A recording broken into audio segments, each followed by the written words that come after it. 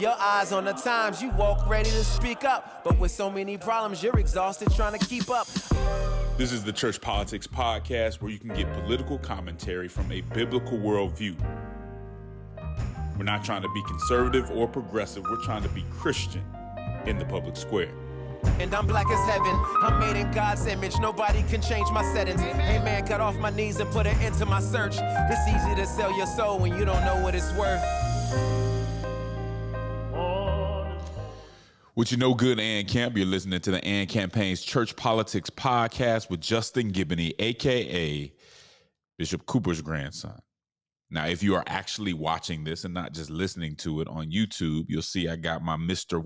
Rogers sweater vest on. You know, sometimes you got to pop out on them with your best. But actually, it's kind of cold in Atlanta, man. I didn't move here for it to be this cold. I want to say this morning was in the 20s. I guess it's up to 40 something right now, but it's actually kind of cold, man. So I guess it's that time of year. Look, you know, we start this off a lot of times talking about sports. When it's football season, we talk about football. And it hurts me to say that football season is coming to an end. And so we got to get into some basketball talk, but not yet. We're going to talk football at least one more last time. Maybe we'll get into the NFL playoffs and Super Bowl. So maybe it's not over for that. But as far as my football goes, and Chris too, you know, we got to start with the Bears. The Bears season is not going so well. And they lost a close game they probably should have won, but that hurt. I know it hurt me. I'm sure it hurt Chris. I hadn't talked to him about it yet. So we took that L. I don't feel like the Bears are going to do much this year. Just to be honest with you, got a new quarterback, just got rid of the coach. We got problems. Vanderbilt football, many of you know I played for the Vanderbilt Commodores. I mean, some solid wins. You can't take away the win, you know, Alabama, Auburn. I mean, they had some really solid wins. Had a few that got away that probably shouldn't have, but we're going bowling, so I'll take it. My Little League team, the Green Light Boys, GBL, we went to the semifinals. Great team, great kids. Man, I love coaching those boys, so they did a great job. I'm really proud of them, and just hoping that they have a wonderful holiday season because they earned it. We didn't go all the way, but we were very competitive and lost only to the two teams that were in the championship. So that was a good look. You know what I'm saying? And here's one thing I want to talk about too. Many of you know that they, in a way, added this 12-team playoff so that so many teams wouldn't be complaining about they didn't get in. And my first thought when I heard about the 12-team playoff, you know, a while back was, that's not going to solve the problem, because now the 13th and 14th team and maybe even the 15th team are going to be complaining in the same way that the 5th and 6th team were complaining. Well, that's exactly what's happened, right? You have teams like Miami who are upset with Alabama and all this other stuff on who's going to get in and all that. Now, the big controversy is about Alabama because Alabama has 3 losses. If you look who they lost to, though, and if you just look at their schedule in general, it's somewhat understandable. We're going to see how it all shakes out this coming weekend. We have the conference championships, and then we will start getting into our first 12-team NCAA 12-team championship series. And so that should be interesting. I'm sure we will all be watching that. Something else I want to talk about really quick before we get into the show is, if you haven't checked it out, I need you to go to Christianity Today. And you can Google this and it'll send you right to it. Go to Christianity Today, and I need you to read my new article entitled Ethics Aren't Graded on a Curve. Ethics aren't graded on a curve. And it's talking about Joe Biden and his pardon of his son, Hunter Biden. I have some opinions on that. Many of those opinions are in disagreement with a lot of partisans, but I think you need to read that, especially if you were a Harris or Biden supporter. I think it's something important for you to read. Many of you know, I guess a month back, I wrote an article for Christians who supported Trump and kind of challenging them to respond in a faithful way. And I want to do that.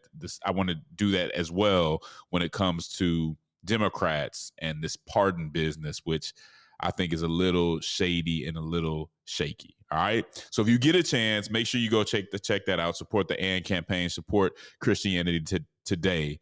They have some very good content on that website. All right. Well, I hate to say this, but it had to come at some point.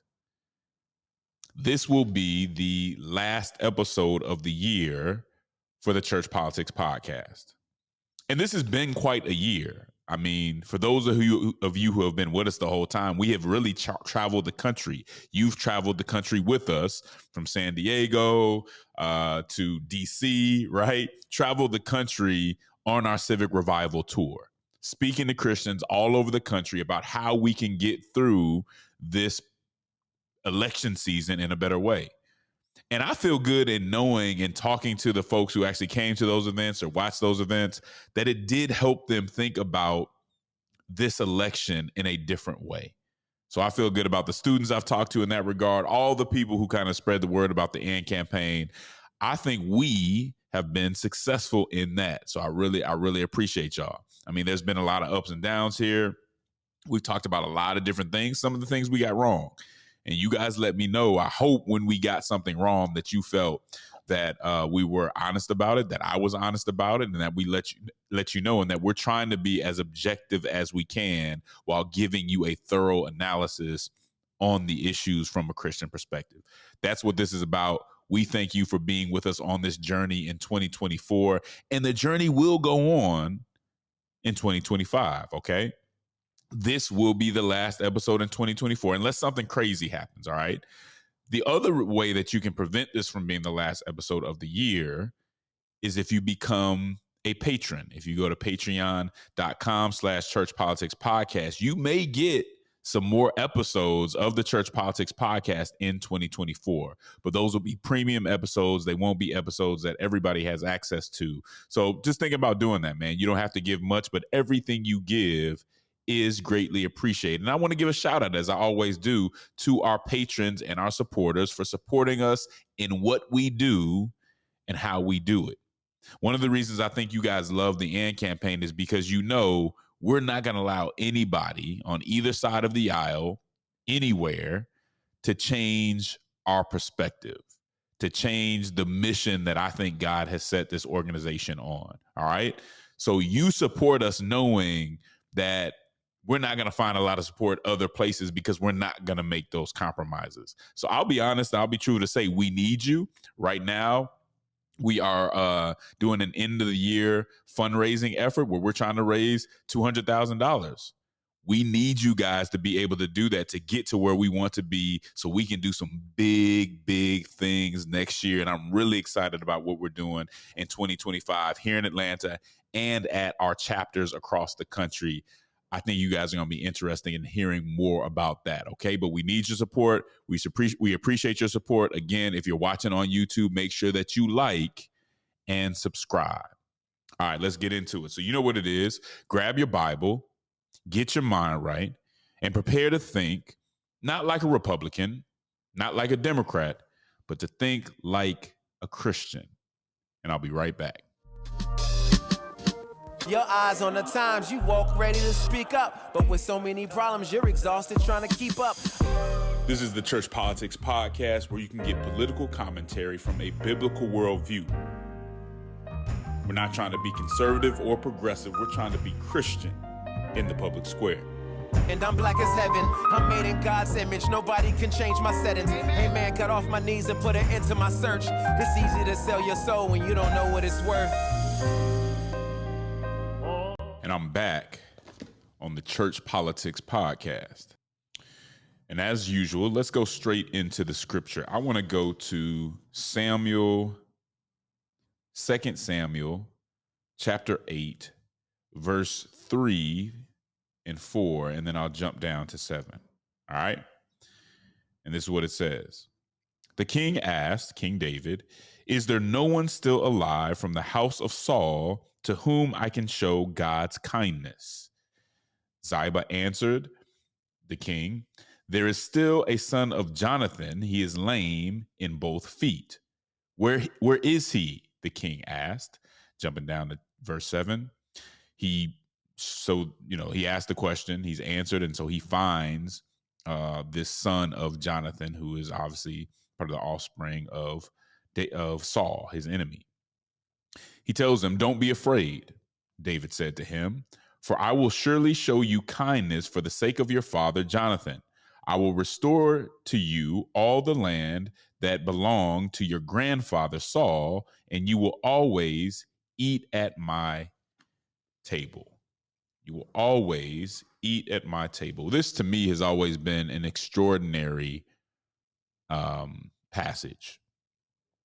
If you know anything about what Saul put David through his jealousy and all the issues that Saul had himself that he kind of took out on David, you would know how amazing it is that David would seek out a relative of Saul after Saul had died to show them, as he says, God's kindness. Now, during that time, really what you would do if you took over from another king, you would really just go out and kill all of his offspring, because those were the most likely people to come back and try to get revenge against you. But David, showing God's kindness once again, does exactly the opposite. He finds offspring, which is this lame man, and he gives him the land. Right? He shows him grace in that moment. But this isn't the only time that we see David show grace to Saul and his people. If you go back to 1 Samuel 24, where David had an opportunity really to kill Saul, he shows him grace. He treats Saul in a way that it's very unlikely that Saul would treat him. I think there's something there that Christians can learn when it comes to politics and when it comes to all this partisan polarization. But some of us are taking a different path. And so I want you to listen to what one commentator, the suggestion that one commentator made for how Trump should treat Democrats now that he's been reelected as the president. Listen to this. It's a before and after moment for America. What just happened today is a line we can't uncross. And these Democrats will rue the day they decided to use lawfare to stop a presidential candidate. I'm not talking about violence. I'm talking about tit for tat. You just wait, and it won't be Hunter Biden the next time. It's going to be Joe Biden. It could potentially still be Barack Obama. It could still potentially be Hillary Clinton. We're going to have to look at what the statutes of limitations are on the various crimes they surely committed. We're going to have to look at passing laws to revive those dead crimes, felonies or misdemeanors, so that those cases can be brought out of time. That's what may be in the interests of justice, just like they did for E. Jean Carroll, with a New York State law that was passed so that she could sue him. That's what happened. Turnabout is fair play. And John Yoo, an amazing lawyer who worked in the Bush administration, Department of Justice, has a great piece out today talking about how that's the only way they'll learn. The only way to save the republic now is to give them a taste of their own medicine. That's it. That's it. They tasted blood today. They're the wolves with the bloody piece of meat in their mouths. That doesn't stop the wolf from coming back for more. That was Megyn Kelly from the Megyn Kelly Show. Most of you have heard Megyn Kelly's name before. I'll be honest with you. I do, from time to time, watch Megyn Kelly's show. I think she, whether I agree with her or not, and I do have my disagreements, I think she articulates herself well, and I like to listen to people who can do that. And she gives me a perspective that outside of me going to get it, I'm not going to hear. So it's not about me agreeing with it, but it's about hearing people who articulate things well and give me a point of view that I need to hear because I might not hear otherwise. And so I think she's one of those people that does that. And it's interesting because if you recall back to the first time Trump ran for president, was it the first time or the second time? I can't remember. First time or the second time, I can't remember. But he and Megyn Kelly got into it. He made this terrible comment about her and having to do with her womanhood and what was going on there. And they were not cool. Come to this time, and she goes and speaks at a Trump rally. Like, she's all in for Trump at this point. Okay.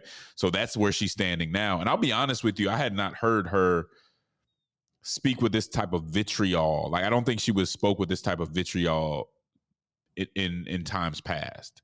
Now, she is one of those people who was somewhat more moderate, but maybe almost got radicalized by the slights that she would say she took from the left. And so she's one of those people, kind of like a Joe Rogan now, who's saying, you know what, I was not really against the left, but now that I see who you are, I have this major problem with you. Therefore, I guess to some extent, she is now sided with Trump. And in siding with Trump, in what you just heard, she's basically saying, Trump, go after the Democrats as hard as you can. Fight fire with fire. Not only go after Hunter Biden, which now the chance of doing that isn't very great. I want you to go after, if you can, Biden himself, Hillary Clinton, Barack Obama, any Democrat that you can go against as revenge for what they did to you. Now, I've been on this podcast, I'm on record on this podcast saying that I think some of the cases brought against Trump once he was out of office were fair. I think the case specifically here in Georgia with Fonnie Willis, I thought that was a legitimate case. I mean, they had the man on audio being recorded by another Republican, right? I thought that was a legitimate case. Obviously, I think the DA messed that case up.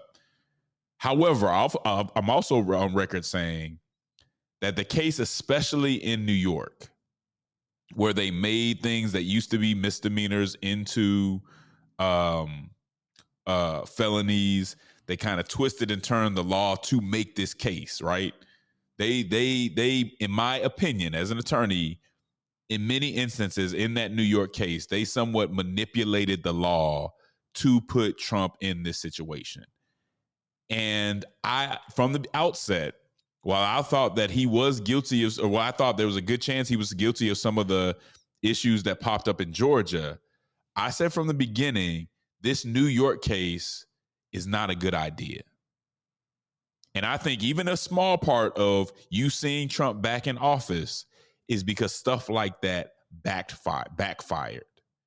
I didn't see the case brought against him in Georgia as lawfare. I didn't see that them trying to come after him and using the law to come get him. I saw what happened in New York, and I told people, and people weren't necessarily happy to hear me say it, but I'm just trying to call balls and strikes. That case in New York was not a good case. And you will even see progressive legal scholars saying, this is not how we should go about doing the law. I will say that was lawfare. And I would also say that it backfired. But here we have Megyn Kelly telling him, because they did something that was unethical and that was wrong to you, that you should do the same thing to them.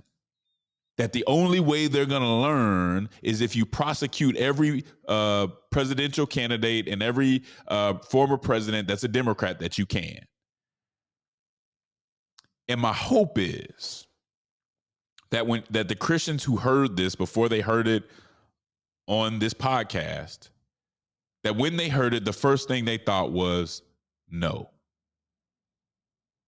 That it is wrong to base your leadership, your presidency, this major office that you've been put into, to base what you're going to do in that office off vengeance.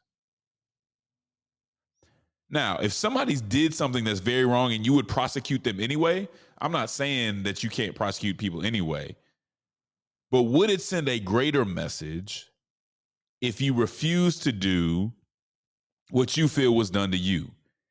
If you reacted like David in a situation where he could have completely destroyed Saul's offspring forever, what would be more powerful?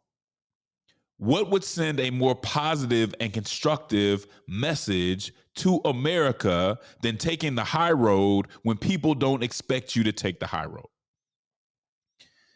In the article I wrote in Christianity Today this week, and I talked about it a little bit earlier, one of the things I mentioned was that people are basically calling folks naive if they think you can still be ethical in this day and age. If you think that it's still okay to follow the rules and some of the constructive norms from yesteryear, then you're just naive because you don't understand how bad things have gotten. And what I said was, it is not naive to think that uprightness can defeat corruption. That's not naivete. That's Christian. Christians believe that the light defeats the darkness. Now, does that mean that we can't be shrewd? Does that mean that we have to completely dismiss justice and understand that sometimes people do have to face consequences and be punished? That's not what that's saying.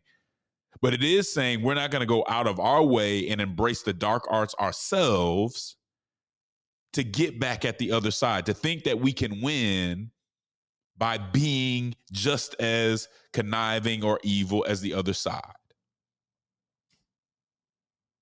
The Democrats, while I don't think every case that they brought was wrong or out of hand, the Democrats may have stretched the law, especially in New York, to kind of try to get Trump. What message do we want to send, and what direction do we want to send this country in by the next response to that? Because let me tell you something, if Trump does take that advice and just goes all in on Obama and Clinton and all this, for all this stuff that may be passed, probably ain't even, within the statute of limitations. What do you think the next Democratic president is going to do? Do you truly think that will not backfire on you, either by diminishing democracy or the same thing that happening to Republicans later on down the road?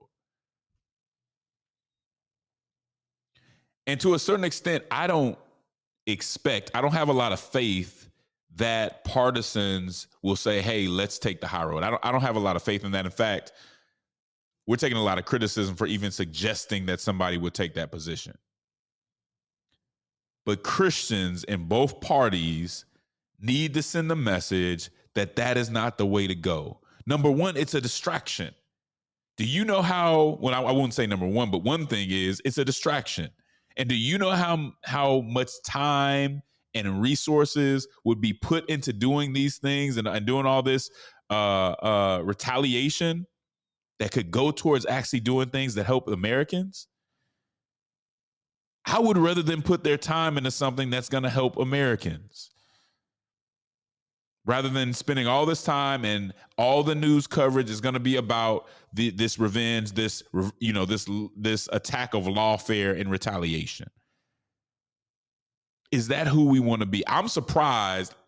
I've heard Megyn Kelly say a lot of things I disagree with. I'm surprised that she took it there, that the only way to save this republic is to try to prosecute Obama and Hillary Clinton and all these other people that are nowhere near the office anymore.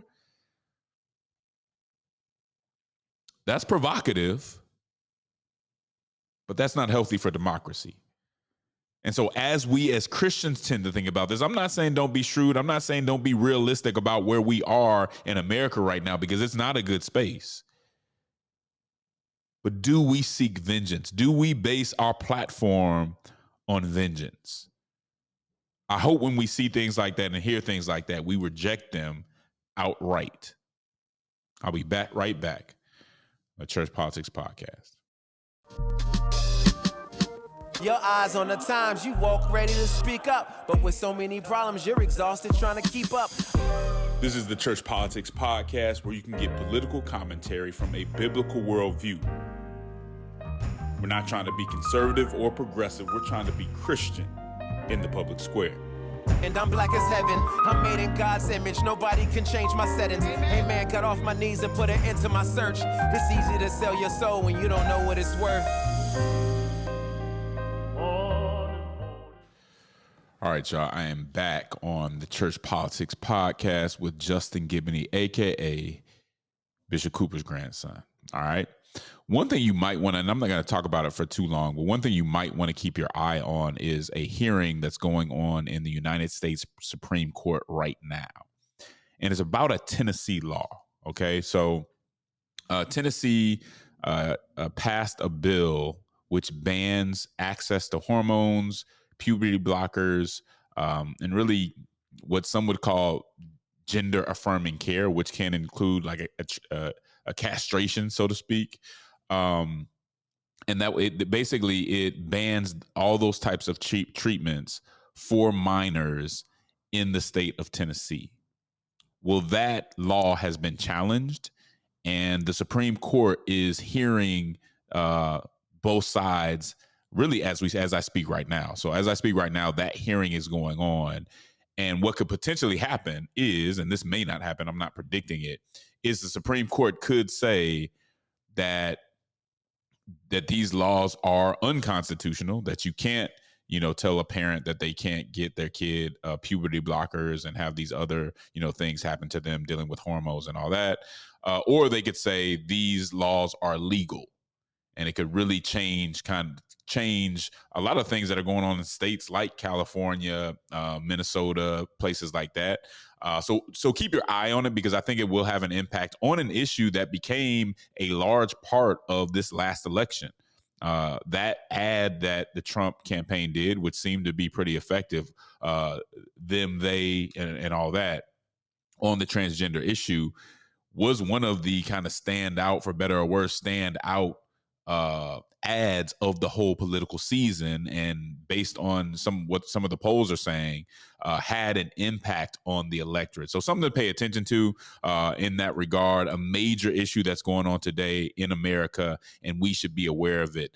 So keep heads up. Just want you to know that is going on as we speak. Also, to follow up on something that the Church Politics Podcast have really been talking about for years, since 2020, we've been touching on this subject, which is the origin of the coronavirus, right? Initially, folks like Dr. Fauci and others were saying that it looked like this came from the wet markets and people got sick from the wet markets. But there just happened to be a laboratory in Wuhan, China, that was doing the type of research that could have gotten out and created this virus. Okay. So we had been saying for a while, common sense kind of tells us it's highly likely, right, that this came out of a laboratory in Wuhan and didn't just come from these wet markets in China. Right. And I would say, I think me and Chris early on said, we're not scientists, and so we're not going to say that we are. But it seems more likely that if they're doing that type of research right next door, it probably came from that laboratory. Well, there was a House Select subcommittee on the coronavirus pandemic, and they just came out with a 520-page report on what happened with the virus and all that stuff that was going on during the pandemic. And in regard to where the virus originated. Now, before I tell you where they came down on this, I want to remind you that people were getting kicked off social media. People were getting called all kind of names, even racist, for saying that this probably came out of a laboratory. Like, people were you could get canceled. Let me just put it. People were getting canceled for saying that they believed the virus came out of a lab. That was the lab leak theory, right? And I'll be honest, I don't know if you guys have listened to these hearings or read some of these hearings. From this, in the last 2 years, from the hearings that I've heard from Fauci, he had reason to know that the lab leak was the most likely thing, but went out of his way. And this is not conspiracy no more, because you can go read this just as much as I can. Went out of his way to make it look like it came from the wet markets. Take and do with that information what you want. But if you look at what he's been saying in these hearings, that's what it looks like now. That's another matter. Anyway, the House Select Committee subcommittee on the coronavirus pandemic puts out this 250-page report. And in that report, it says that the coronavirus most likely emerged from a laboratory in Wuhan, China. I want to close this out because I really don't want to have to talk about it again. We've probably talked about it 6 or so times over the last few years. But that's a big deal. We had a scientific establishment here that foreclosed the most likely source of the virus, it looks like, for their own interest. That knew this probably did come from Wuhan because they were doing that type of research there, which you couldn't do in America, but they were doing it there. But we're going to find some alternate reason that this all happened. Again, when we talk about conspiracy theories, when we talk about people not trusting the establishment, when we talk about people not trusting our institutions, this is why. You had a virus that kills millions of people worldwide. All of us know people that died from the coronavirus. All of us. And instead of us getting just the straight up facts, we have some folks who violated the public trust and put out their alternative explanations that they knew were probably not true. When the most sensible, even if before you do all the research, the most sensible explanation, they tried to cover that and make it seem like it couldn't be that. And now we find out that it was most likely a lab leak. Again, people getting their accounts taken from them. I mean, some of the folks that the scientists were out there were getting their reputations just, tarnished for telling what now we see is likely the truth.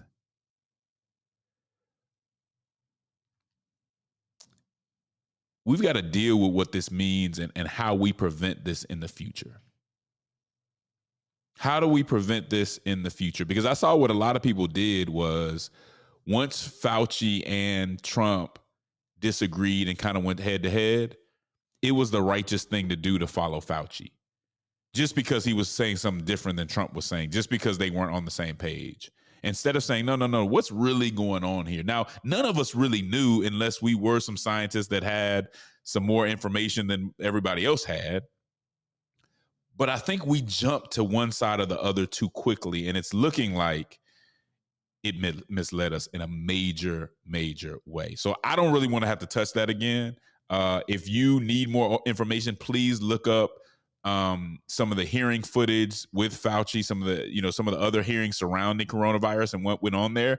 It becomes very clear when you do that we were not told the truth, that we were misled on what the origin of coronavirus was. Even if they didn't know for sure, they foreclosed the most likely explanation for some very nefarious reasons. Again, there was a time when that might have been a far-fetched conspiracy theory. If you look at the evidence that's come out now and what the report from Congress says, it no longer is. All right? And let me end with this. I appreciate y'all. I know that some of you in this audience are very disappointed and disheartened at this last election cycle. Maybe some of you are excited about it. But either way, I want you to focus in on what you can do locally. Those of you who won, don't overestimate what you've won, because you may not have won that much when it comes to policy and when it comes to how it affects our lives. We'll have to see. Those of you who lost, don't overestimate what you lost as far as your agency and the things that you can change. I'm going to say this over and over again. There are people, your neighbors close to you, who need you to continue to fight, continue to have their best interest in mind. Join the AND campaign on our Civic Revival 2.0 as we go out there and bring the church together around local issues. Or if you're in a locality and you want to come together with other church folks, you can hit us up at engage@andcampaign.org to start getting engaged on local issues with Christians around you. Not just issues that impact Christians and help Christians, issues that help our neighbors, all of our neighbors. National politics isn't everything. Stop treating it like it's everything. It's consequential, and it's okay to be hurt and lament a bit if you were upset with what happened in this last election. But it's time to get up, get off the couch, and get some work done. So use the rest of this year to figure out how you want to deal with it. When January comes, get ready to get to work, because you still have an opportunity to make change in other people's lives and do work that can really have an impact on our society, all right? Christians have never had to have the Oval Office to do good work, and we don't need the Oval Office to do good work now. Understand me? All right, Ann Camp. There's a cross that neither political conservatism nor progressivism is fit to bear. There's a civic hearing in need of faithful witnesses who love social justice and won't surrender the truth to be loved by the world. Politic with the boldness and compassion of Jesus Christ. Until next time, Ann Camp, I'll holler at you. Your eyes on the times, you walk ready to speak up. But with so many problems, you're exhausted trying to keep up. This is the Church Politics Podcast, where you can get political commentary from a biblical worldview. We're not trying to be conservative or progressive. We're trying to be Christian in the public square. And I'm black as heaven. I'm made in God's image. Nobody can change my settings. Hey man, got off my knees and put an end to my search. It's easy to sell your soul when you don't know what it's worth.